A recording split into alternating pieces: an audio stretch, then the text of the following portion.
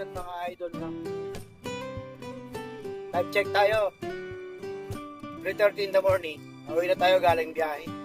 Inumaga tayo ngayon kasi nagabol tayo ng na bota natin. Gas, pang boundary, tsaka pang kusina. Di maganda yung naging biyahe natin kasi masyadong matraffic. Kapag hindi TNBS driver, kailangan kunting pasensya, mabaan kung maaari ang pasensya. Kailangan tiyaga, sisipagan mo para mapalabas mo yung boundary tsaka yung pangkusina. Kasi sa pagiging Grab driver talaga, di araw-araw Pasko, minsan maganda biyahe, minsan naman dyan yung talo ka sa oras kasi sa sobrang traffic. Maraming booking kaya lang hindi ka makakarami ng na rides kasi sobrang traffic, sobrang heavy.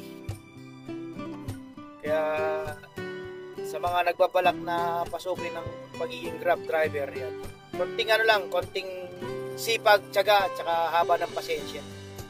Kasi kung lagi kang magpapatalo sa emosyon, walang mangyayari. Papalapon ka sa traffic, mapapalapon ka sa inis, mapapasensya mo, wala. Talo ka talaga. Kasi minsan naman sa pagiging Grab driver may araw na talagang bugso yung booking.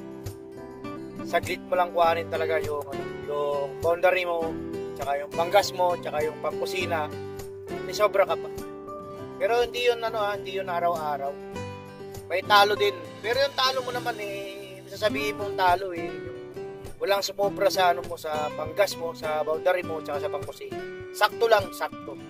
Makukuha ka pa rin, makakakuha ka pa rin naman ng panggas, tsaka boundary, tsaka pangkusina. Dito sa Grab driver. Basta sisipagan mo lang Noon lang ang pagiging Grab driver, kaya konting tiis lang talaga. Lalo na dito sa sobrang traffic talaga. Doon ka talaga matatalo sa oras. Kasi pag naipit ka sa oras sa traffic ng ilang oras, naipit ka ng 2 oras, 3 oras, libo na yung mawawala sa'yo. Kita mo sa every booking. Diskarte lang talaga, diskarte ka lang. Kaya lang minsan, siyempre, maubusan ka talaga ng diskarte pag sobrang traffic, tapos tinutubal ka pa. Yun lang ang mapapayo ko sa mga gusto pasukin ng pagiging Grab driver. Konting haba ng pasensya. Kung wag mo ng konti, habaan mo na talaga. Habaan mo na ang pasensya mo sa pagiging Grab driver. Kasi dito, pag maigsi yung pasensya mo dito, talo ka talaga dito.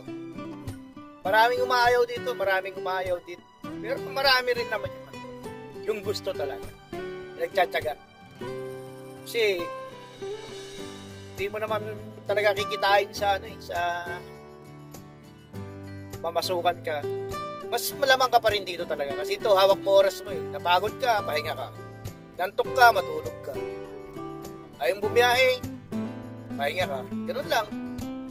May araw na malakas, banatan mo ng banatan pag malakas. May araw na mahina, wala kang magagawa, mahina, bawiin mo kinabukasan. Pag malakas siya ka mo bawiin. Ganun lang ang pagiging pagiging Grab driver. Tiyaga, tipag, tsaka haba ng pasensya. Ngayon, umaga na tayo. Ng oras na. Quarter to 4 na ng madaling araw. Rolling na tayo pa uwi kasi wala nang maibigay na pasahero. Pagkatambay pa tayo doon, umagahin tayo. Makukuha. Hanggang sa sikatan naman tayo ng araw, kaya mas maganda. Unahan natin si Haring Araw. Kailangan nakagarahin na tayo bago sumikat si Haring Araw. Hindi kung hindi natin unahan si Haring Araw, nako, mas talong-talo. Pag naunahan tayo ni Haring Araw na sumikat. Kaya kailangan, bago lumitaw yung araw, makauwi ka na. Pero wala pa naman, nasa 12 hours pa lang naman ako, halos 12 hours pa lang to na biyahe. Kasi nagsimula ako, 4 p.m. na ng hapon 4 p.m. na ng hapon ngayon, 4 a.m. pa lang, bagay. 12 oras, sabi ng 12 oras na lang. 12 hours na yan, yung yung kita mo dito, okay na. Okay na para sa akin, ha. Ewan mo sa iba. Ay, okay na yun. Kasi kahit pa paano, nakahabol naman. Kaya, ganun lang.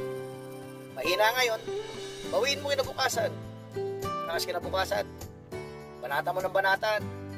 Ganun lang ang pagiging Grab driver. Hindi mo kailangan persayin yung katawan mo para kumita ka lang. Kasi kailangan din ng pahinga. Katawan. Paano, mga idol, hanggang dito lang, ha. Bye-bye. Gandang umaga sa inyo lahat. Bye.